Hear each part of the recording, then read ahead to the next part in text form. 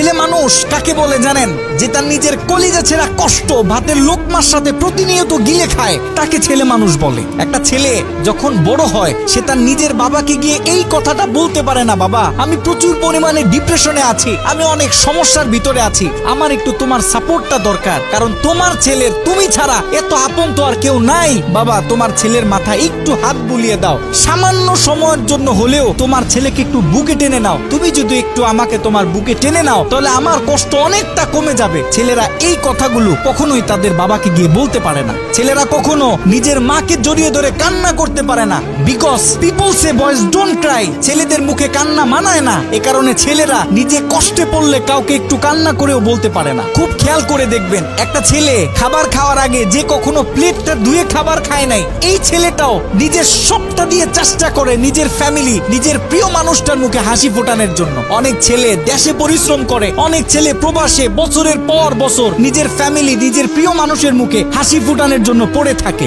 দিন শেষে ছেলেদের মুখে হাসি ফোটানোর মতো কাউকে পাওয়া যায় না। আমি মনে করি boys are the best actor in the world. এই পৃথিবীতে ছেলেরা হচ্ছে সব থেকে বড় অভিনেতা, কারণ ছেলেরা নিজেদের বুকে হাজারো লক্ষ কষ্ট পুঁতে রেখেও মুখে হাসি নিয়ে চলে, কারণ সে জানে আজকে আমি যদি ভেঙে পড়ি তাহলে আমার পুরো ফ্যামিলিটা অস্তিত্বহীন হয়ে যাবে।